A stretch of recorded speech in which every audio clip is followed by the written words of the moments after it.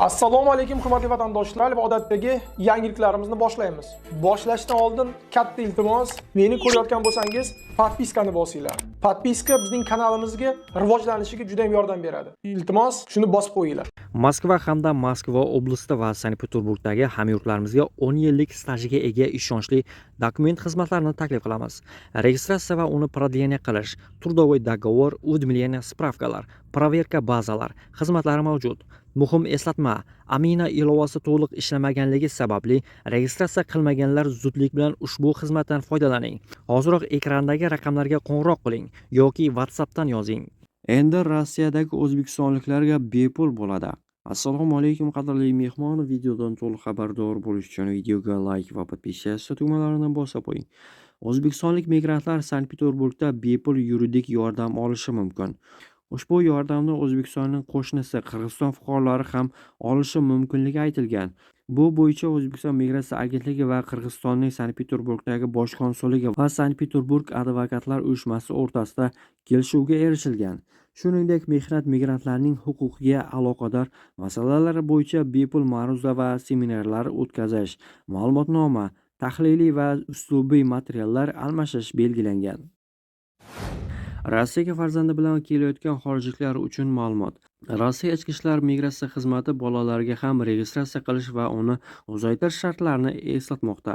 Xorijlik o'zining mehnat patenti asosida farzandining registratsiyasini uzaytirib olishi mumkin. Agar xorijlikning Rossiyada bo'lish asosi bo'lmasa va bolasiga ham hujjat qilib bera olmasa, u mamlakatni tark etishi shart. Xorijliklar reyestrga tushib qolganida bolalarni bog'cha va maktablarga joylashtira olmaydi. Hujjatsiz bolalar ham reyestrga kiritilishi mumkin. Bolalari ta'lim muassasalariga qatnamaydigan ota-onalar fuqaroligidan qat'iy nazar majburiy qoidabuzarliklar sodir etadi.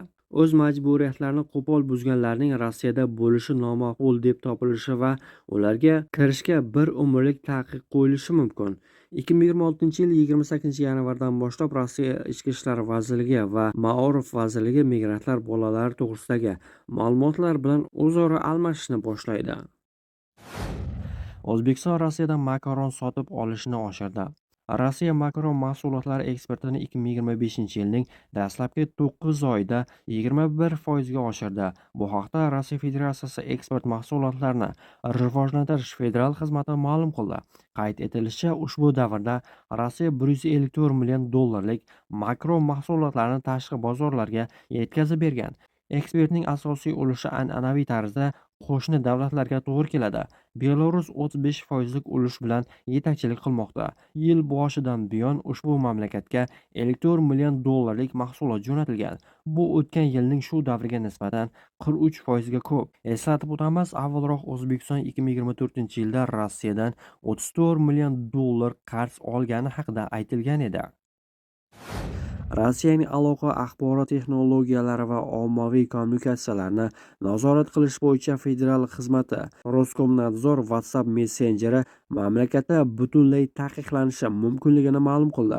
Agar messenjer Rossiya qonunchiligi talablarini bajarishdan bosh tortishda davom ettirsa, butunlay bloklanadi, deyiladi Roskomnadzor bayonotida. Siyosiy maslahatchi Igor Dmitriyev o'z maqolasida O'zbekiston, Tojikiston va Qirg'izistondan kelgan mehnat migrantlari mavjud integratsiya qiyinchiliklarga qaramay boshqa mintaqalardan kelganlarga nisbatan sezilarli afzalliklarga ega ekanligini ta'kidlaydi. Uning ta'kidlashicha, Markaziy Osiyoliklar postsovet hududida o'sgan va shahar hayoti bilan tanish, ko'pchilik rus tilida gaplasha oladi va ma'muriy tartiblarni tushunadi. Bu esa ularning Rossiya jamiyatiga muvaffaqiyatli moslashishiga yordam beradi. Dmitriyev bu migrantlarning Rossiya iqtisodiyotiga, ayniqsa an'anaviy ravishda ishlagan qurilish va qishloq xo'jaligi sohalariga qo'shgan hissasini yuqori baholaydi. U ular Rossiya iqlimi va ish muhiti bilan yaxshi tanish ekanligini va allaqachon ijtimoiy aloqalar o'rnatilganligini ta'kidlaydi. Shu bilan birga muallifning ta'kidlaganidek, Markaziy Osiyo migrantlariga qarshi axborot kampaniyasi fonida Afg'onistondan ishchi kuchini jalb qilish rejalari haqida xabarlar paydo bo'la boshladi. Dmitriyevning so'zlariga ko'ra, afg'on fuqarolarini o'qitish darajasi va integratsiya salohiyatini ancha pastligi jihatidan bunday niyatlar ko'plab savollar tug'diradi. Noqonuniy migrantlarni deportatsiya qilish bo'yicha eng ko'p buyruqlar O'zbekiston fuqarolariga tegishli 87 ta. Boshqa davlatlar Qirg'iziston, Tojikiston, Turkmaniston, Armaniston, Ozarbayjon, Qozog'iston, Belarus, Gruziya va Moldova fuqarolari ancha kam deportatsiyaga uchraydi. Jami 45 ta. Xorijiy fuqarolar tomonidan ma'muriy deportatsiyaga olib keladigan eng ko'p uchraydigan huquqbuzarliklar Rossiya Federatsiyasiga kirish qoidalarini yoki qolish qoidalarini buzishdir. Rossiya Federatsiyasi Ma'muriy huquqbuzarliklar kodeksining 18-8-moddasi